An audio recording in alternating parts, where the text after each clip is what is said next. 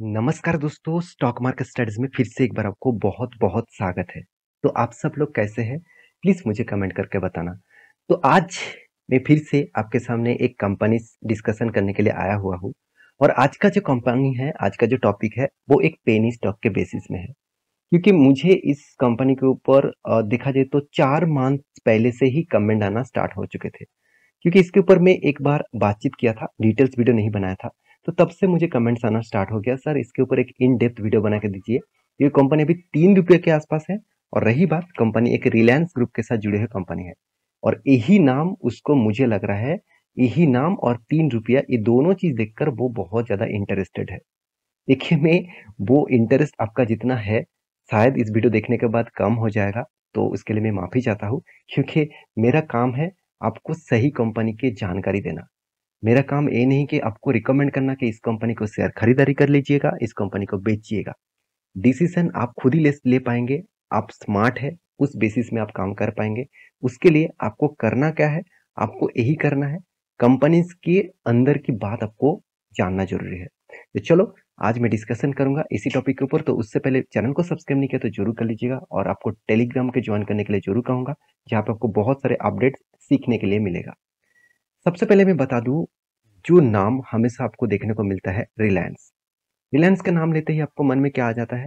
धीरू भाई अंबानी, ये नाम तो आप आ ही जाएंगे। साथ ही साथ मुकेश अंबानी, ये नाम भी आ जाएंगे।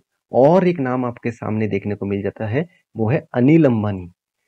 धीरू भाई अंबानी जी का दोनों ही बेटे, बड़े बेटे मुकेश अंबानी और छोटे बेटे अनिल अंबानी, जब धीरू भाई अंबानी का देहांत हुआ था, उनके बाद दोनों भाइयों ने डिसीजन नहीं लिया था कि जितने सारे संपत्तियां है उसको बांटा जाए।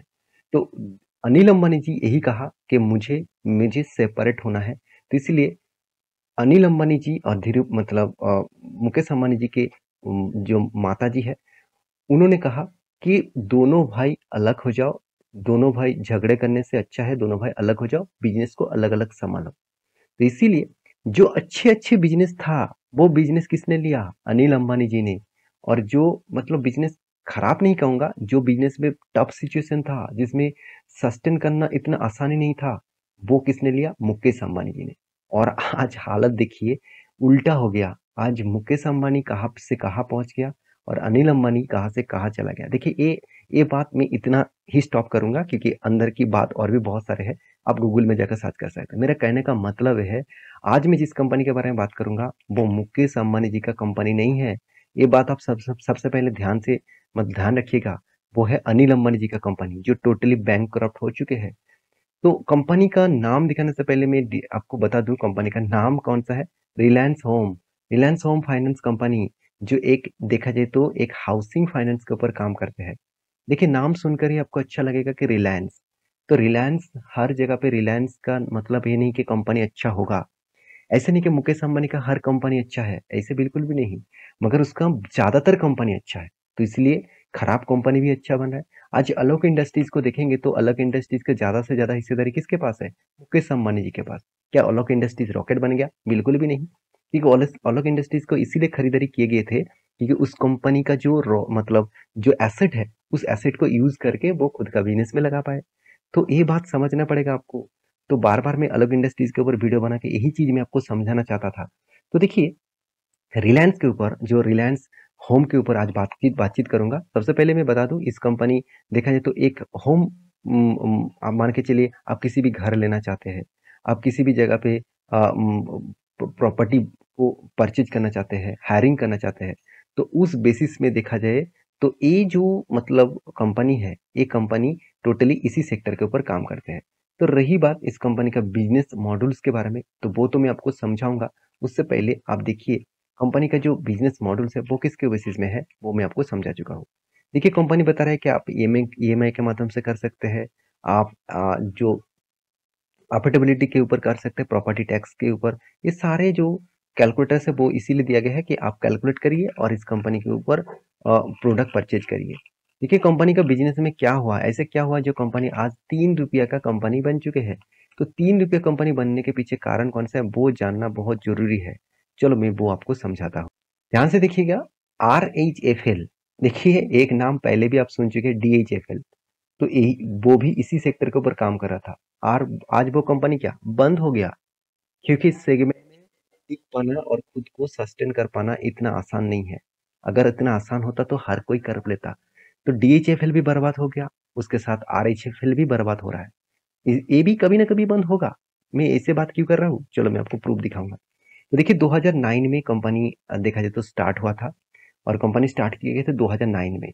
कंपनी का जो बिजनेस है वो होम लोन के बेसिस में है, अफोर्डेबल हाउसिंग के ऊपर है, लूप के ऊपर है, कंस्ट्रक्शन के फाइनेंस के ऊपर है। तो इस तरीके से प्रोजेक्ट के ऊपर कंपनी का काम है। तो कंपनी का हैज, आप देख सकते हैं 26,900 लाइव लोन्स अकाउंटिंग, सॉरी, तो live loan accounting on March 2020। तो कंपनी 2020 रिपोर्ट के हिसाब से बता रहा है कि 26,900 लाइव लोन चल रहा है। तो वो तो 2020 का रिपोर्ट था, अभी 2023 चल रहा है। तो उस बेसिस में रिपोर्ट यहाँ पे कुछ भी नहीं है। आपको मैं बता दूं, कंपनी अंदर के बाद देना ही बंद कर दिया। 2019 के बाद यहाँ पे कंपनी के डेटा, 2020 के बाद कंपनी का डेटा यहाँ पे अवेलेबल ही नहीं है वेबसाइट में। तो इसका मतलब क्या है, अंदर के क्या सिचुएशन चल रहा है, पूरा का पूरा बर्बादी। यही सोचूंगा ना। तो देखिए लोन बुक के बारे में बात किया जा रहा है, वो भी 2020 में है। तो इसलिए मैं ये डेटा आपको नहीं दिखाऊंगा, क्योंकि ये डेटा बहुत पुराना डेटा है। उसको देख के क्या फायदा है, जो डेटा ऑब्वियसली 3 साल पहले चला गया। हाँ, आप कहेंगे सर पुराना डेटा तो कंपनी का क्या है था, वो तो देखना चाहिए ना। हाँ, देखना चाहिए। अगर नया डेटा होता तब देखना ठीक होगा, क्योंकि वहां से कंपेरिजन कर पाते। तो एक चीज मैं आपको बता दूं, रिलायंस होम फाइनेंस यहाँ पे देख सकते हैं default on ₹40 crore loan repayment on Punjab Sindhu bank. इसका मतलब बैंक का हालत ही खराब कर दिया। इसका एक चीज मैं आपको सबसे पहले दिखा देता हूँ, चलो। कंपनी का प्रोमोटर के पास कितना होल्डिंग है, 49.58% के आसपास। और इसका प्रोमोटर कौन है वो भी तो देख लीजिए, रिलायंस कैपिटल लिमिटेड। तो रिलायंस कैपिटल लिमिटेड मतलब रिलायंस जो अनिल अंबानी जी का कंपनी है, उसी के पास ही सबसे ज्यादा हिस्सेदारी है। पूरा का पूरा हिस्सा उसी के पास ही है। एफआईएस के पास तो उतना होल्डिंग नहीं है, डीएस के पास भी उतना होल्डिंग नहीं है। बाकी होल्डिंग किसके पास है, पब्लिक के पास है। और पब्लिक के बारे में बात करूं तो आप देखेंगे तो दोनों नाम ही आपको दिखेगा। जो छोटा मोटा होल्डिंग पहले करके रखे थे वो माल बेचकर भाग गया, बाकी तो किसने खरीदारी करके रखे किसी का आता पता यहाँ पे नहीं है। तो रही बात कंपनी का फाइनेंशियल डिटेल्स के बारे में, तो कंपनी के डिटेल्स के बारे में बात करूं, देखिए 148 करोड़ का मार्केट कैप है। इसका मतलब कंपनी एकदम बर्बाद के आसपास आ चुके हैं। तो कंपनी का देखिए पी रेशियो कितना है, 0.03। आप कहेंगे सर एकदम लो में पी रेशियो है, तो खरीदारी तो करना चाहिए। बिल्कुल भी नहीं। क्या आपको अगर मान के चलिए 1 लाख रुपया दे दिया जाए, तो क्या आप 1 लाख रुपया में क्या क्या आप कोई आयरन खरीद के लेके आएंगे कि गोल्ड खरीद के लेके आएंगे, ये बात मुझे पहले बता दीजिए। तो आप ऑब्वियसली गोल्ड खरीद के लेके आएंगे। तो यही चीज यहाँ पे हो रहा है। यहाँ पे जो आपको डेटा दिखा जा रहा है वो आयरन के बेसिस में दिखा जा रहा है। मतलब उसका कुछ फायदा नहीं होगा, वो आपको बाद में कुछ भी भाव नहीं मिलेगा अगर दोबारा आप बेचने जाएंगे। अगर गोल्ड खरीद के लेके आएंगे तो बाद में आपको बहुत ज्यादा फायदा मिलने वाला है। तो ये चीज आप याद रखिएगा। तो कंपनी के इंडस्ट्रीज पी रेशियो के हिसाब से कंपनी का पी रेशियो एकदम ना हो रहा है। चलो ठीक है, कंपनी का बुक वैल्यू नेगेटिव है, कंपनी का एनुअल इनकम तो अच्छा खासा दिखा रहा है। कंपनी के डेप्थ के बारे में देखिए बात करूँ तो डेप्थ उतना ज्यादा नहीं है। चलो ठीक है, कोई बात नहीं। तो कंपनी के हाथ में कैश भी अच्छा खासा दिखा रहा है। तो इतना सारा कुछ दिखाने का मकसद क्या है, चलो मैं आपको समझाता हूँ। ध्यान से देखिएगा इस चीज को। कंपनी का सेल्स कितना है, कंपनी का सेल्स है 76 करोड़ के आसपास लास्ट ईयर्स में, सॉरी लास्ट मतलब इस क्वार्टर में। और कंपनी की एक्सपेंस कितना है, 9,000 करोड़ के आसपास। तो 9,000 करोड़ क्या भी मतलब क्या दिखा जा रहा है, वो भी नेगेटिव में। इसका मतलब कंपनी के एक्सपेंस नहीं हुआ, उल्टा कंपनी का हाथ में पैसा आ चुके हैं। इसलिए कंपनी प्रॉफिट मार्जिन कितना दिखा रहा है, 9,000 करोड़ के आसपास। इसको देखकर खुश मत हो जाना। इस तरीके से देखिए मैं प्रॉफिट एंड लॉस साल भर में दिखा देता हूँ। साल भर में क्या हुआ, कंटिन्यूअसली कंपनी का सेल्स, तो देखिए सेल्स क्या है, सेल्स डाउन है।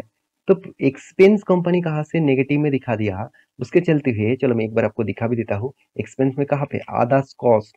तो आदास कॉस्ट में कंपनी की एक्स्ट्रा पैसा मिल गया।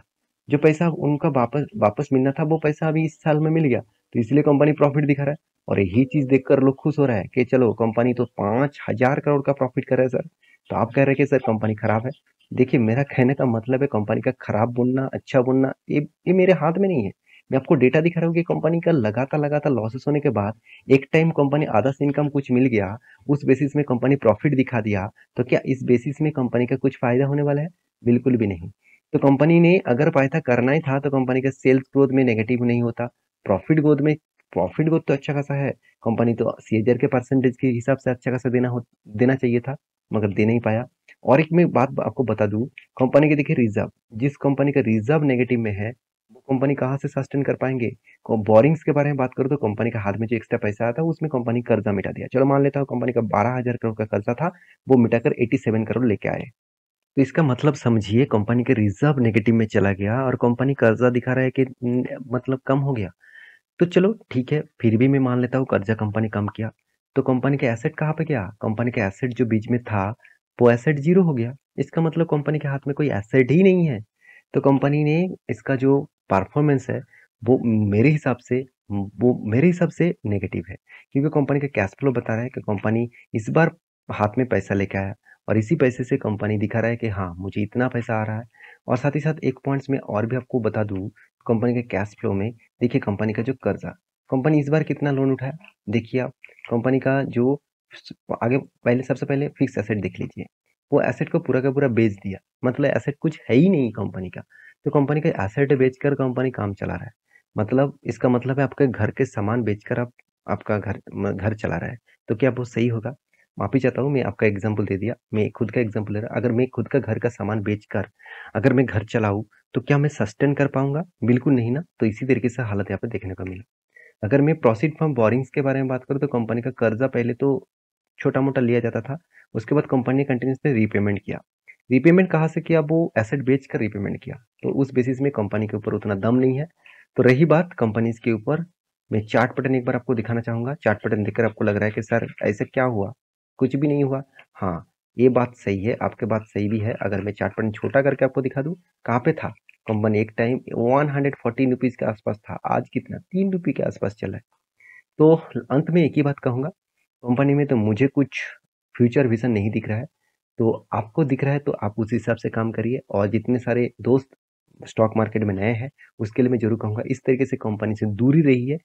चाहे वो 3 रुपये नहीं, 1 रुपया भी आपको शेयर दे तो प्लीज दूरी रहिए, क्योंकि इस तरीके से कंपनी आपको पैसे को मतलब उतना ज्यादा नहीं कर पाएंगे, उल्टा आपको लॉसेस दे पाएंगे। हाँ, आप ट्रेडर्स हैं कि चलो मैं 3 रुपये में निवेश कर रहा हूँ, मैं 4 रुपये में बेच दूंगा, वो अलग बात है, वो अलग बात है। अब एज ए इन्वेस्टर इस तरीके से कंपनी से दूरी रहना ठीक होगा। देखिए फिर भी मेरा एक कोई रिकमेंडेशन वीडियो नहीं था, एज ए एजुकेशन पर्पस में सारे डेटा आपके साथ शेयर किया हूँ। तो प्लीज इस वीडियो को लास्ट तक देखने के लिए धन्यवाद, और प्लीज इस वीडियो को एज ए रिकमेंडेशन मत समझना। मिलते हैं नेक्स्ट वीडियो में, तब तक के लिए अच्छे से रहिए, अपने ख्याल रखिए, बाय बाय।